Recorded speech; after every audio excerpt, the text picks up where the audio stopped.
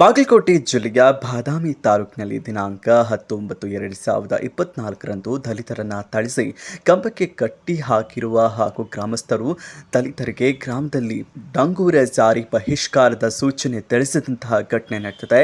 ತಪ್ಪಿತಸ್ಥರ ಮೇಲೆ ಕಾನೂನು ಕ್ರಮ ಕೈಗೊಂಡು ಅವರನ್ನು ಬಂಧಿಸಬೇಕು ಹಾಗೂ ಈ ಘಟನೆಯಲ್ಲಿ ಪೊಲೀಸ್ ಇಲಾಖೆಯವರು ಕರ್ತವ್ಯ ಲೋಪ ಎಸಗಿದ್ದಾರೆ ಎನ್ನುವ ಆರೋಪ ಕೇಳಿ ಬರ್ತಾ ಇದೆ. ಘಟನೆಯ ಕುರಿತು ತಾಲೂಕು ಹಾಗೂ ಜಿಲ್ಲಾವಾರು ಅಧಿಕಾರಿಗಳ ನೇತೃತ್ವದಲ್ಲಿ ಸಭೆಯಾದರೂ ನ್ಯಾಯ ಸಿಗದ ದಲಿತ ಕುಟುಂಬ ಹಾಗೂ ಕುಟುಂಬಕ್ಕೆ ಜೀವ ಬೆದರಿಕೆ ಕೂಡ ಇದೆ. ಸುಳ್ಳು ಕೇಸ್ ದಾಖಲು ಕುರಿತು ಸರಿಯಾದ ತನಿಖೆ ಪೊಲೀಸ್ ಇಲಾಖೆ ಕೈಗೊಂಡಿಲ್ಲ. ನಾವು ಸರ್ಕಾರಿ ಅಧಿಕಾರಿಗಳ ಜೊತೆ ಬೇರೊಂದು ವಿಷಯದಲ್ಲಿ ನಾವು ಪಾಲ್ಗೊಂಡಿದ್ದೆವು, ಅದು ಸುಳ್ಳು ಕೇಸ್. ಈ ರೀತಿ ಸುಳ್ಳು ಕೇಸ್ಗಳ ಹಾಗೂ ನನ್ನ ಮೇಲಿನ ಕೇಸ್ ಕುರಿತು ಶಾಸಕರ ಆಪ್ತರು ಈ ಕೆಲಸ ಮಾಡುತ್ತಿದ್ದಾರೆ ಎಂದು ನೇರ ಆರೋಪ ಮಾಡ್ತಾ ಇದ್ದಾರೆ. ದಲಿತರಿಗೆ ನ್ಯಾಯ ಸಿಗದ ಕಾರಣ 24/9/2024ರಂದು ಬೃಹತ್ ಪ್ರತಿಭಟನೆ ನಡೆಸಲಾಗುವುದು ಎಂದು ಅಂದಿನ ದಿನ ಹೋರಾಟಕ್ಕೆ ನ್ಯಾಯ ಸಿಗದಿದ್ದಲ್ಲಿ ತಾಲೂಕು ಆಡಳಿತದ ಮುಂದೆ ನಿರಂತರ ಹೋರಾಟ ಕೈಗೊಳ್ಳಲಾಗುವುದು ಎಂದು ದಲಿತ ಮುಖಂಡರು ತಿಳಿಸಿದ್ದಾರೆ. ಯಾವ್ದಾವ್ದು ಕಂಪ್ಲೇಂಟ್ ತೋತಾರತ್ತ ಈ ಸಮಾಜಕ್ಕೆ ಒಂದು ಅನ್ಯಾಯ ಆಗಿತ್ತಂದ್ರೆ ಯಾಕೆ ತೋರ್ತಾ ಇಲ್ಲ ನೀವು? ಈಗ ನಾವು ಅದ್ರ ಬಗ್ಗೆ ಪ್ರತಿಭಟನೆ ಮಾಡಕ್ ಹೋಗಿರ್ತೀವಿ ಅಂದ್ರೆ ಅದನ್ನ ಮನವಿ ಕೊಡಕಂತಂದು PSI ಸಾಹೇಬ್ರಿ ಈ ನಮ್ಮ ಹುಡುಗರು ಹೋಗಿದ್ರ. ಅವಾಗ ಏನಂತಂದ್ರೆ ನೀವು ಪ್ರತಿಭಟನೆಯಲ್ಲಿ ಉದ್ದಟತನ ಏನಾರು ತೋರಿಸ್ತೀನಿ ಅಂದ್ರೆ ನಿಮ್ಮನ್ನ ಒಬ್ಬೊಬ್ರು ಹೊರಗೆ ಹಾಕ್ತೀನಿ ಅಂತ ಹೇಳ್ತಾರ. ಮತ್ತೆ ಈ ಒಂದು ಘಟನೆ ನಡೆದೈತಿ. ಈ ಘಟನೆಗೆ ಹಲವಾರು ರೀತಿಯ ಕುಮ್ಮಕ್ಕಗಳು ಇದೆ. ರಾಜಕೀಯ ವ್ಯಕ್ತಿಗಳು ಅದಾರ, ಅಧಿಕಾರಿಗಳು ಮಕ್ಕಳು ಅದಾರ, ಮತ್ತ ಮುಖಂಡರು ಅದಾರ. ಮತ್ತೆ ಇವ್ರು ಉದ್ದಟತನ ತೋರಿಸಿದಾರ. ಅವ್ರನ್ನ ಯಾಕೆ ಅರೆಸ್ಟ್ ಮಾಡಿಲ್ಲ ನೀವು? ಇನ್ನಾದ್ರು ನಾವು ನ್ಯಾಯ ಕೇಳ್ಕೊತ ಬಂದವ್ರನ್ನ ಅರೆಸ್ಟ್ ಮಾಡ್ತೀನಿ ಅಂತ ಹೇಳ್ತೀರಾ?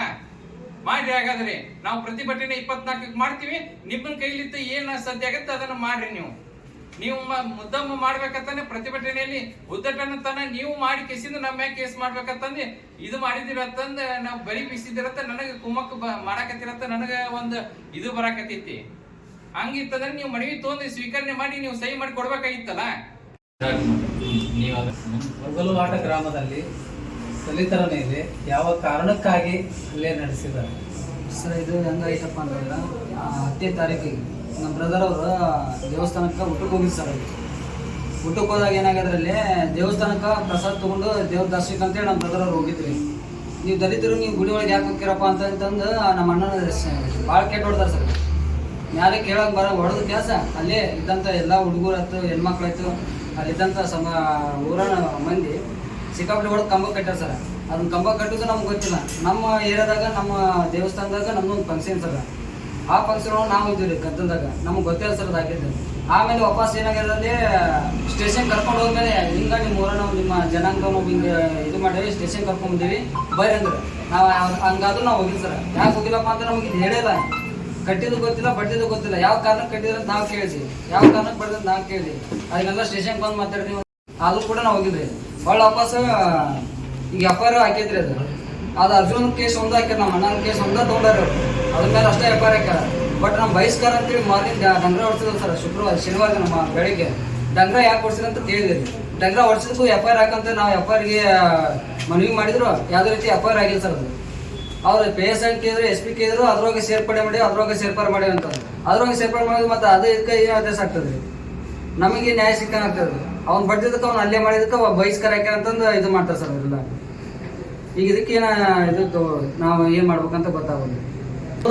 ಕಂಬಕ್ಕೆ ಕಟ್ಟಲು ಯಾಕೆ ಮುಂದಾದ್ರು ಅಂತ ಈಗ ಕಾನೂನು ರೀತಿ ಕ್ರಮ ಇದಾವೆ ಪೊಲೀಸ್ ಇಲಾಖೆ ಯಾವ್ದು ಮಾಡ್ಯಾರ ಸರ್ ಅವ್ರು.